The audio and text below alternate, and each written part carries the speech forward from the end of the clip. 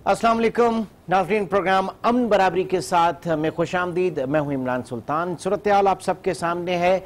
आलमी अदालत इंसाफ ने भारतीय जासूस, भारत का वो जासूस जिसने बाकायदा कन्फेशन किया है, जिसने बाकायदा तस्लीम किया है, एतराफ़ किया है कुलभूषण जाधव ने कि उसने पाकिस्तान में एक दहशतगर्दी का मुनज़्ज़म नेटवर्क चला रहा था। आलमी अदालत इंसाफ ने उसे एक तरीके से स्टे ऑर्डर दे दिया और उनका ये कहना है कि उसका फेयर ट्रायल नहीं हुआ और फेयर ट्रायल के लिए हुकूमत पाकिस्तान जो है उसे काउंसलर तक की रसाई दे। और मजीद सूरत हाल क्या बन रही है इस तमाम पैराए में, इसको आज हम अपने प्रोग्राम में डिस्कस करेंगे। अपने गेस्ट जो इस वक्त हमारे साथ स्टूडियो में मौजूद हैं उनसे आपको मैं तारुफ करा दूं। कर्नल रिटायर्ड रिजवान अहमद साहब ने हमें ज्वाइन किया। कर्नल साहब बहुत बहुत शुक्रिया प्रोग्राम में तशरीफ आवली का। सबसे पहले ये केस बहुत ज्यादा आपने देखा कि मीडिया में हाइप इसकी रही और इंडिया पाकिस्तान के दरमियान पाक भारत जो ताल्लुकात हैं उसमें बड़े एक अहम नुक्ता रहा है इस केस का। मैं ये जानना चाहूंगा कि पाकिस्तान की मिलिट्री कोर्ट्स ने इसको सजाए मौत सुनाई और बाकायदा इसका एक कन्फेशनल स्टेटमेंट जो है वो पूरी मीडिया को, पूरी दुनिया को सुनाया गया। उसके बावजूद भारत इस केस को इंटरनेशनल कोर्ट ऑफ जस्टिस में लेकर गया और ये वही भारत है जो 1999 में जब इसने पाकिस्तान के एक नेवल जो प्लेन था उसको गिराया था और पाकिस्तान जब इस बात को इसी कोर्ट ऑफ लॉ में लेकर गया था इंटरनेशनल कोर्ट ऑफ जस्टिस में, तो वहां पे इसका फैसला या इसकी पाकिस्तान की सुनवाई जो है वो मुस्तरद हुई थी और वो मेरिट की बुनियाद पर नहीं बल्कि दायरे इख्तियार के हवाले से हुई थी। नाउ यहां पाकिस्तान का बहुत क्लियर एक स्टांस था कि पाकिस्तान अपनी कौमी सलामती के उमूर पर कोई जो है वो नहीं करेगा और साथ ही साथ उसको नहीं मानता कि ये इंटरनेशनल कोर्ट ऑफ लॉ में जाए या उनका दायरा इख्तियार नहीं है। इसके बावजूद भी जनाब वहां से ये फैसला आया, तो क्या आपके जहन में क्या आ रहा है? क्या इस वक्त ये मेरिट की बुनियाद पे हुआ या दायरा के इख्तियार जो पाकिस्तान जिससे चैलेंज कर रहा था वो ज्यादा मुनासिब थी बात? जी बहुत शुक्रिया। असल में आपने अपनी तमहीद में खुद इस बात का जवाब दे दिया कि जिस इंटरनेशनल कोर्ट ऑफ जस्टिस की हम बात कर रहे हैं उससे मेरिट की उम्मीद करने की कोई ख़ास हमें उम्मीद नहीं रखनी चाहिए। ये 1999 का आपने वाक़या यहाँ पे कोट कर दिया। आज नाजरीन की आपने दोबारा से तवज्जो से दिला दी है कि पाकिस्तान नेवी का यहीं पर ही जो है ये क्रीक के एरिया में, तो जब वो प्लेन गिराया गया था 16 हमारे जो उसमें जो फौजी थे वो शहीद हुए थे, तो उस केस को जब हम लेके गए थे उन्होंने कहा कि उसको केस को अबंडन कर दिया था, उसको रिजेक्ट कर दिया था, उसकी सुनवाई नहीं गई थी। और आज जब 2017 इख्तियार में उन्होंने अपने आप को इससे बेल आउट कर लिया था, तो उस दिन बेल आउट कर लिया था और आज एक सिंगल आदमी के ऊपर जबकि उसका हम अपना फील्ड जनरल कोर्ट मार्शल करके जो हमारी जो मिलिट्री अदालतें हैं उसने उसका एक ऐसे जासूस के तौर पर, एक इंडियन जासूस के तौर पर जो कि प्रूवन है, जिसकी स्टेटमेंट है, टेस्टिमोनी मौजूद है, all over the world recorded है, देखी गई। उसके बाद हमने हमारी कोर्ट से डिसीजन दिया तो उसको सुन के उसके बाद स्टे दिया है। इस फाइनल डिसीजन अभी अवेटेड है। तो बात यह है कि इंटरनेशनल कोर्ट ऑफ जस्टिस को थोड़ा सा आज देख लेते हैं कि असल में इंटरनेशनल कोर्ट ऑफ जस्टिस की अपनी जो है वो जो भी इसकी खारजा और दाखिली जो इसकी उमूर के ऊपर जो इसकी जुरिस्डिक्शंस है वो हैं क्या।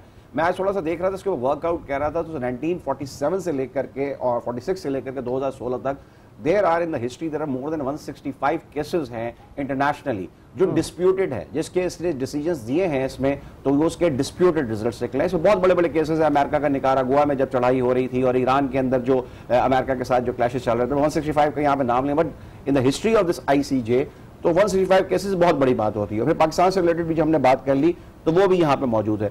दूसरा ये कि इसके केसेस को बहुत ज्यादा सीरियस लेने की, उस पर बहुत ज्यादा इसको मीडिया उछालना शुरू कर दे, जैसे कोई इंडिया पाकिस्तान की जंग जीत गए। It is just a kind of a stay.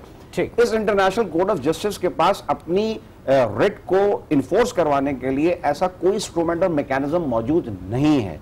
They are only there to give the kind of a decision, और डिसीजन देने के बाद ये स्टेट्स अगर उनके पास जाए उसको एडवाइजरी दे सकती हैं, लेकिन उस जो भी इन्होंने, जैसे फॉर एग्जांपल हमारी अदालतें हैं जो आपको इस पर लीगल उमूर के जो लोग हैं वो ज्यादा इस पर ज्यादा आपको अच्छी तरीके से वाजे कर सकेंगे, इंप्लीमेंटेशन की पावर उनके पास कोई नहीं। It is just a kind of a decision. हम कह सकते हैं कि डिप्लोमेटिक लेवल पर इंडिया की एक छोटी मोटी जो है ना, उन्होंने इसको बाईपास करके किसी भी तरीके से कनाइफ करके इंटरनेशनल कोर्ट ऑफ जस्टिस से अपनी मर्जी का एक डिसीजन लेने की कोशिश की है, वो भी जो कि एक तरीके अच्छा, से यहाँ पे जो आपने 165 केसेस की बात की कि जो डिस्प्यूटेड केस इनकी तरफ से रहे ना, मैं जानना चाह रहा हूँ कि इंडिया ने अप्रोच किया, अप्रोच करने के बाद फौरी तौर पे उसकी समाअत भी इन्होंने शुरू कर दी और समाअत के बाद 3-4 दिन के अंदर उन्होंने इसका एक स्टे भी दे दिया, एक उबूरी हुक्म भी दे दिया। तो खुद एक बहुत बड़ा क्वेश्चन मार्क आ जाता है यहाँ पे उनकी बायसनेस के हवाले से, उनके एक रवैये के हवाले से। 15 जजेस है जनाब, उसमें 15 जजेस का मैंडेट होता है इसमें ग्लोबली, और हर कॉन्टिनेंट की, और 5 जो उसके परमानेंट मेंबर्स हैं यूनाइटेड नेशन सिक्योरिटी काउंसिल के, वो तमाम उनका है कि उनकी कंट्रीज से जजेस आएंगे, बाकी पूरी इंटरनेशनली एक कॉन्टिनेंट से जजेस की ना जो है वो डिस्ट्रीब्यूशन हुई हुई है। तो एक इत्तेफाक से जज जो है भंडारी साहब वहां पे इंडिया के भी मौजूद हैं जी, और जो चीफ जस्टिस हैं जो चला रहे हैं। तो एक अच्छा, दूसरा ये कि इंटरेस्टिंग बात उसमें ये भी आ रही है कि जिस तरीके से मैंने आपको बताया ना कि यहाँ पे इसके जितनी भी रूलिंग्स आई हैं तो वो इस तरीके से डिस्प्यूटेड रही। और अगर आज हम डिस्प्यूटेड रूलिंग को चले, मैं इसमें बड़ा एक मजेदार एक एंगल है यहाँ पे आज निकालने की कोशिश करूंगा, बात करना शुरू करूंगा, चाहूंगा इसको लाइमलाइट में लाने का, कि अगर यूनाइटेड नेशन की सिक्योरिटी काउंसिल या इंटरनेशनल कोर्ट ऑफ जस्टिस की रूलिंग्स को इतना ज्यादा वावेला मचाया जा रहा है, इतनी बातें की जा रही है, तो there is a very big ruling जो कि टोटल बोन ऑफ कंटेंशन है between India and Pakistan, Kashmir issue, और ये इंडिया खुद लेकर गया था यूनाइटेड नेशंस में। वहां पे 47 की रूलिंग मौजूद है, वहां पे 49 की प्लेबिसाइट होगा और उस पर दोनों जो है ना कंट्रीज की जो है वो भावी मुशावरत के साथ और लोगों को जो है वो दिया जाएगा, इख्तियार दिया जाएगा। आपने वहां पे 7 से 8 लाख फौज वहां पे बिठाई हुई है, जितने नफूस नहीं उससे ज्यादा आपने वहां पे बर्बरियत का जो है ना वहां पे एक बाजार गर्म किया। और जिस तरीके से आजकल जो वीडियोस आ रही है, जो पिछले जो उसकी वादी के जो शहादत के बाद से जो वहां पे जो आपने दहशतगर्दी का सिलसिला शुरू किया हुआ है, तो आई थिंक नहीं आ रहा। और इस अच्छा, अब करण साहब यहाँ पे जो बात है, उन्होंने ये नहीं कहा कि उसको क्लीन चिट नहीं दी, उसको बेकसूर नहीं कहा, उन्होंने कहा कि ये फेयर ट्रायल नहीं हुआ है, ये फेयर ट्रायल नहीं हुआ और फेयर ट्रायल के लिए इसको काउंसलर रसाई जो है वो दी जाए, एक्सेस दिया जाए। नाउ किस तरह से देख रहे हैं फिर इसे, क्योंकि अच्छा पाकिस्तान का जो स्टेटमेंट है हमारे दफ्तर खारजा का, वो बहुत क्लियर कट स्टेटमेंट आ गया सेम डे कि जनाब हम अपने दिफाई उसके ऊपर या कौमी सलामती की उम्र के ऊपर हम कोई जो है डिक्टेशन नहीं लेंगे किसी भी उससे। तो हम अपने उसमें सूरत हाल कहाँ बन रही है, फिर कहाँ खड़े हैं? देखिए, एक होती है एक्सटर्नैलिटीज, एक होती है इंटरनल, एक बाहर खारजा और एक दाखिली। बाहर की सूरत हाल डिफरेंट है, इंटरनल डायनामिक्स जो है ना वो बिल्कुल ऑल टुगेदर डिफरेंट है। पाकिस्तान के जो अंदरूनी जो पेचीदा मरहले हैं, जो मामलात हैं, जो दहशतगर्दी की जंग में हम पिछले 10 से 15 साल से जो हम इस जंग में मुब्तला हैं और उस तरीके से हम इसको लेके चल रहे हैं, तो आज जो हमारी सूरत हाल है, जो नागहानी सूरत हाल है, उस सूरत हाल में जिस तरीके दहशतगर्दी का हम नमूना बने हुए हैं, जिस तरीके से लोग हमारे तरफ हमारे पर चढ़ाई की हुई है लोगों ने, खास करके इंडिया जो इसके अंदर बहुत ज्यादा जो कार्य अमल उसके अंदर रखता है, बलूचिस्तान के अंदर ले लीजिए, और जो लेटेस्ट वाकयात भी हो रहे हैं ईरान के साथ या अफगानिस्तान की सरहद के ऊपर, जहां जहां से हर जगह इसका एक एलिमेंट जो है ना वहां पे मौजूद है। तो ये सारी डायनामिक्स देखने की जरूरत है। इसको आइसोलेशन में अगर आप लेके चलेंगे तो आइसोलेशन में तो ये बहुत पीसफुल, बड़े कोई बहुत ही नॉर्मल, कोई बहुत आम सी इन्वायरमेंट नहीं, बहुत डिफरेंट इन्वायरमेंट। ठीक है जी, विद योर परमिशन एक छोटे से ब्रेक की तरफ चलेंगे। नाज़रीन, प्रोग्राम में वक्त हुआ चाहता है एक छोटे से ब्रेक का। ब्रेक के बाद मौजू को यहीं से हम दोबारा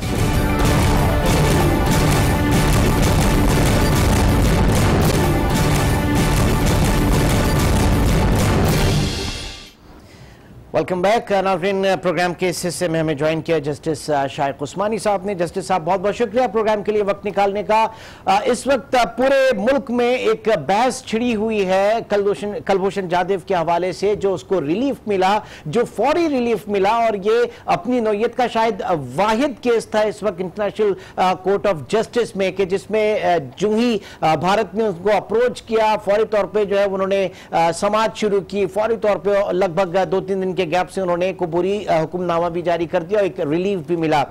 पाकिस्तान की तरफ से कहा यह जा रहा था कि उनको ये मैंडेट हासिल नहीं है, उनका दायरे कार नहीं है, दायरे इख्तियार नहीं है इस केस की सुनवाई का। नाउ जानना यह चाहूंगा कि आप क्या समझते हैं, ये मेरिट पे था या नहीं था, और क्या पाकिस्तान को स्टैंड क्या लेना चाहिए था?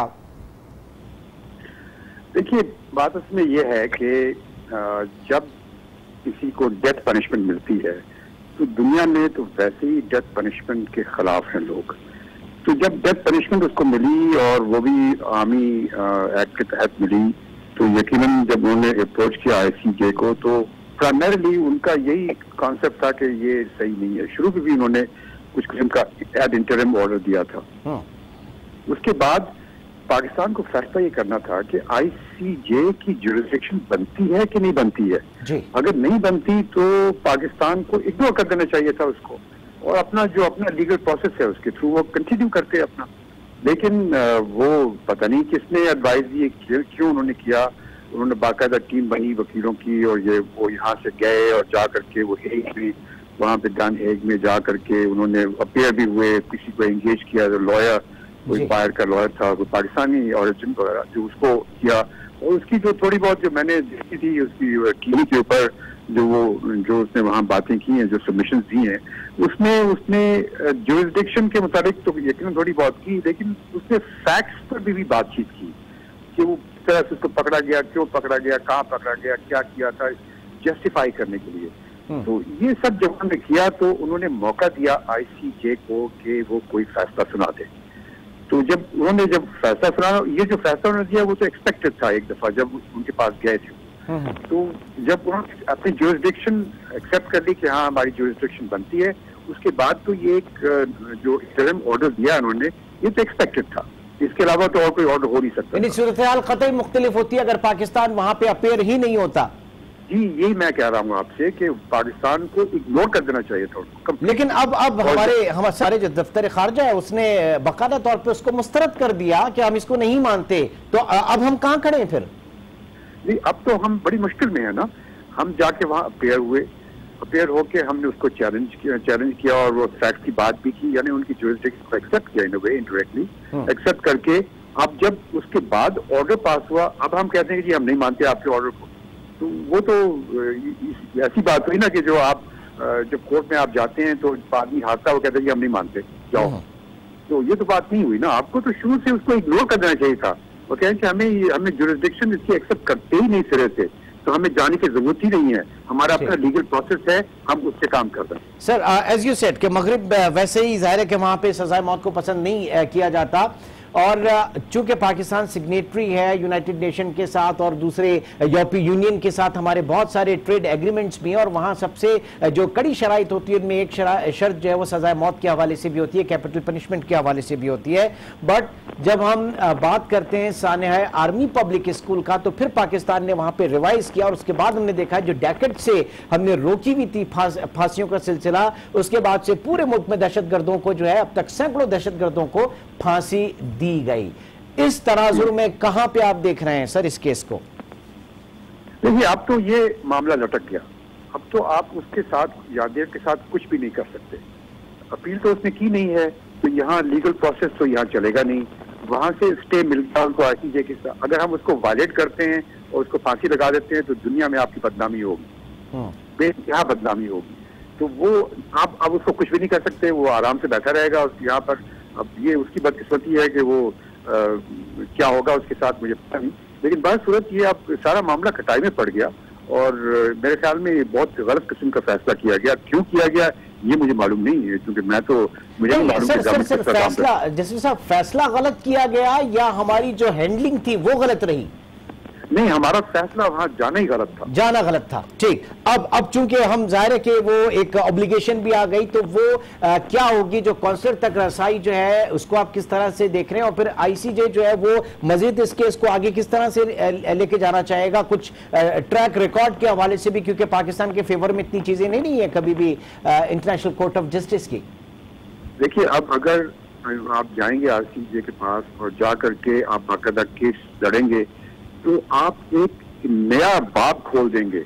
इसके बाद उसी को प्रेसिडेंस बना करके इंडिया पाकिस्तान के अंदर तो प्रॉब्लम्स हमेशा चलते ही रहते हैं, तो उसको वो बना करके बेसिस बना करके इंडियंस कई दफा आपको घसीटेंगे आईसीजे के सामने। तो अब ये तो अपने आप में मुसीबत डालने की वाली बात है जो हमने की है।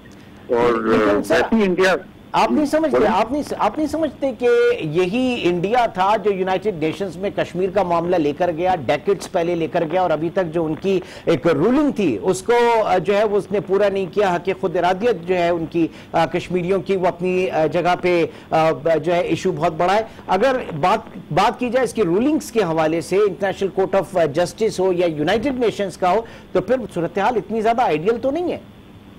देखिए, यूनाइटेड नेशंस की बात और है, वो तो हम एक्सेप्ट करते हैं और सिक्योरिटी काउंसिल के रेजोल्यूशंस को सही है अपनी जगह पर।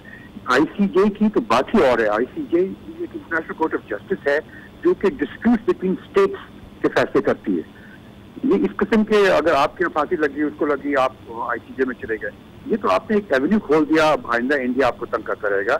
और वैसे भी अब देखिए, जहां तक पाकिस्तान का ताल्लुक है, Pakistan always gets a bad press everywhere, क्योंकि यहाँ पे टेररिज्म और ये वो सब चीजें होती रही हैं और बहुत सी दूसरी चीजें हुई जिसकी वजह से you get a bad press.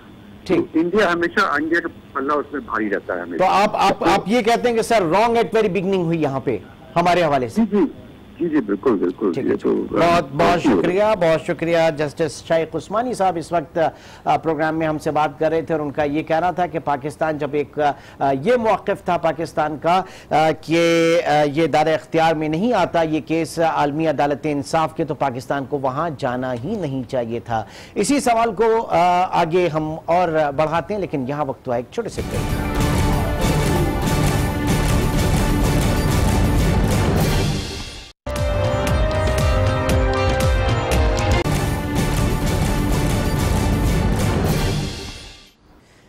Welcome back. और नाज़रीन, इस वक्त हमें प्रोग्राम में ज्वाइन किया जस्टिस अली नवाज चौहान साहब ने। आप साबिक जज रहे हैं आलमी अदालत इंसाफ के, इंटरनेशनल कोर्ट ऑफ जस्टिस में पाकिस्तान की नुमाइंदगी भी करते रहे हैं। जस्टिस अली नवाज चौहान साहब, बहुत बहुत शुक्रिया सर, आपने प्रोग्राम के लिए वक्त निकाला। सबसे पहले जानना चाहूँगा कुलभूषण जाधव के हवाले से जो बात की जा रही है कि ये दायरा इख्तियार में नहीं आता था, जो पाकिस्तानी मौक़िफ़ है उनको केस ये नहीं सुन सकते थे, लेकिन उन्होंने न सिर्फ ये केस सुना बल्कि उसके ऊपर उबूरी जो है हुक्मनामा भी जारी किया, स्टे ऑर्डर दिया, उसकी फांसी को रोका। तो आपकी क्या बेस्ट अंडरस्टैंडिंग इस केस के हवाले से है, क्योंकि आप जो है बाकायदा सर्व भी किया है आपने इंटरनेशनल कोर्ट ऑफ जस्टिस में? जी सर। देखिए सर, बात है सिंपल। उन्होंने वियना कन्वेंशन 36 के नीचे लिए जुरिस्डिक्शन, और यही मौक़िफ़ था दूसरी साइड का कि वियना कन्वेंशन वायलेट हुआ है और लिहाजा उस बंदे को जस्टिस नहीं मिली, चूँकि जो था काउंसलर एक्सेस नहीं मिली, वो अपना बयान नहीं कर सकता था। लेकिन क्वेश्चन सिंपल ये है कि जब इस यहाँ पे पाकिस्तान की अदालत में अभी ये मुकदमा जो है वो ज़ेरे गौर है, क्योंकि एक अदालत ने फैसला कर दिया है, अब दूसरी दो अदालतें जब तक वो कंफर्म ना करें ये फैसला नहीं है, लिहाजा कोई फैसला है नहीं जिसके ऊपर जो है इंटरनेशनल कोर्ट ऑफ जस्टिस को कोई बयान देना चाहिए था। लेकिन अगर हम ये कहते वहाँ कि देखिए ये कोर्ट हमारे में पड़ा हुआ है, अगर इसको ये ऑब्जेक्शन है कि काउंसलर सर्विसेज इसे नहीं मिली, और ये है कि ये जो है इसकी वायलेशन हुई है 36 की, तो फिर ये जो अब केस ये जब जाएगा अगले कोर्ट में तो केस खुल जाएगा, तो वहाँ ये ऑब्जेक्शन पेश करे। इसने पाकिस्तान में तो ऑब्जेक्शन पेश नहीं किए। अच्छा, ये एक बड़ा मजबूत आर्ग्यूमेंट है, क्योंकि अगर इंटरनेशनल कोर्ट ऑफ जस्टिस किसी चीज को एंटरटेन करता है तो वो फैसला होना चाहिए, तो ये तो फैसला है नहीं। बहरहाल व्हाटएवर हैज हैपेंड, मेरा अपना जाती ख्याल ये है कि कोई इतनी मुसीबत नहीं आ गिरी। केस अभी तक पाकिस्तान अदालत ही सुनेगी, मिलिट्री नहीं सुनेगी, दूसरी सुनेगी, कोई ट्रिब्यूनल सुनेगा, और उसके पास पाकिस्तान अपना एविडेंस पेश करेगा। पाकिस्तान जो है वो अपना एविडेंस पेश करके, आला प्रोसिक्यूशन करके ये साबित कर सकता है कि वो सच्चाई पे है और ये आदमी गुनाहगार है। लिहाजा वो अपॉर्चुनिटी जो है वो अभी तक एग्जिस्ट करती है, और पाकिस्तान के जो प्रोसिक्यूटर्स हैं वो अगर जफाकशी से इसको साबित करें और उनके पास एविडेंस है सारा, तो मेरा ख्याल है कि कुछ नहीं बिगड़ा। ये तो इंटरलॉकेटरी ऑर्डर है या इंटरम ऑर्डर है। बहरहाल इस इंटरनेशनल लॉ के हवाले से एक नया प्रेसिडेंट जो है वो सेट किया है इंटरनेशनल कोर्ट ऑफ जस्टिस में, और वो यही है कि जब डोमेस्टिक कोर्ट्स अभी तक खत्म नहीं हुए, उनका मसला प्रोसीडिंग्स खत्म नहीं हुई, तो उन्होंने इंटरफेरेंस की है। और ये फिर होगा कि आइंदा उनके पास बसियार केसेस आने शुरू हो जाएंगे, शायद संभाल भी ना सके वो केसेस इस इशू पे, क्योंकि दुनिया सारी में ऐसे मसले राइज करते हैं, स्पेशली थर्ड वर्ल्ड में। लेकिन जहाँ तक पाकिस्तानियों का ताल्लुक है, मैं उनसे ये कहूँगा कि इसमें कोई मायूसी की बात नहीं है, इस वजह से कि केस तो अभी है पेंडिंग और उसे कोई बरी नहीं किया गया, ना एक्विटल की गई, ना वो कर सकते थे। उन्होंने केस जो है वो रख लिया है। यहाँ उन्होंने सिर्फ ये कहा सर, उन्होंने सिर्फ ये कहा कि नहीं हुआ, उसके लिए आप कॉन्सिडर एक्सेस दें, लेकिन जो तारीख है, कुछ आईसीजे की तारीख, उसके ऊपर भी सवालिया निशान उठाए जा रहे हैं। पाकिस्तान ने 1999 की, आपको बिल्कुल बहुत अच्छी तरीके से याद होगा कि जो हमारे नेवी के जहाज के ऊपर उनका हमला था, पाकिस्तान इस केस को वहां पे लेके गया, तो वो मैरिट के ऊपर नहीं उसको रिजेक्ट किया गया, बल्कि वहां पे दायरे इख्तियार के ऊपर इसको रिजेक्ट किया गया था। और फिर दूसरी चीज मैं ये भी जानना चाहूंगा कि आनन फानन ये बहुत जल्दी में आपको नहीं लगता कि इंडिया ने अप्रोच किया, उन्होंने हेयरिंग की, हेयरिंग के बाद उन्होंने जो है एक ये स्टेटमेंट भी दे दिया, ये स्टे भी दे दिया, ये हुक्मनामा भी दे दिया, तो बहुत जल्दी में नहीं हुआ ये सारा सिलसिला? कि उनके फहम में शायद ये बात नहीं आई कि एक्सिक्यूट आप एकदम नहीं करने लगे। अच्छा, दूसरी बात यह है कि ये कहना कि उन्होंने इस तरह किया, इस तरह होता नहीं इंटरनेशनल कोर्ट में। 15 जज होते हैं। सवाल ये है कि जब डेथ की बात आती है या वायलेशन ऑफ वेयर, तो वो अमूमन प्रेजुडिस उनका लॉ में होता है कि ये होना चाहिए था। अब मसला ये है कि अगर पाकिस्तान की ये स्टेटमेंट आ जाती कि हम इसे नहीं एक्सिक्यूट कर रहे जब तक के केस का फैसला नहीं हो जाता अल्टीमेटली, और हमारे कोर्ट्स में ये ऑब्जेक्शन करे, तो शायद सिचुएशन बदली होती। ठीक, लेकिन आपके लिए सर, आपके लिए कुछ खुद थोड़ी सी हैरत है इसमें कि आप कह रहे हैं कि ऐसा होता नहीं, इतनी जल्दबाजी में जैसा हुआ, तो आपको खुद हैरत है इस पे? नहीं, मुझे एक नया प्रेसिडेंट उन्होंने सेट किया है जिसमें हैरत हो सकती है, लेकिन क्वेश्चन ये है कि ये कहना कि इंटरनेशनल कोर्ट ऑफ जस्टिस में कोई इस तरह होता नहीं है, क्योंकि 15 ममालिक हैं। और सर, उनके वो जो 15 जजेस की आपने बात की, उसमें एक चीफ जस्टिस जो है वो इंडिया के भी हैं, तो क्या उन्होंने लॉबिंग नहीं की होगी इसके लिए? हाँ, ये मुमकिन है, लेकिन क्वेश्चन ये है कि 15 ममालिक का मुत्तफिका एक चीज होना मुश्किल काम होता है, इन्फ्लुएंस नहीं किए जा सकते लोग इजीली। ठीक, अब पाकिस्तान के लिए कितना ऑप्शन है सर कुछ बाहर निकलने का? बहुत सारा ऑप्शन है पाकिस्तान के लिए। रिव्यू दायर कर सकता है पाकिस्तान। उसके बाद नेक्स्ट क्या है कि अपना केस यहाँ पे जो अपनी डोमेस्टिक अदालत बनेगी नहीं, उसमें अच्छी तरह लड़े और एविडेंस पेश करके बता दें दुनिया को कि पाकिस्तान सच्चा था। ठीक है जी, बहुत बहुत शुक्रिया जस्टिस अली नवाज चौहान साहब, जो कि साबिक जज रहे हैं आलमी अदालत इंसाफ कोर्ट ऑफ जस्टिस के, जहां से ये सारा मामला इस वक्त सामने आया। और यकीनी तौर से जस्टिस अली नवाज चौहान की जो फाइंडिंग्स है, क्योंकि वहां पे सर्व भी कर चुके हैं, तो वो बहुत अहमियत की हामिल है। प्रोग्राम में वक्त हुआ चाहता है एक छोटे से ब्रेक का। ब्रेक के बाद गुफ्तगू का सिलसिला यहीं से कंटिन्यू।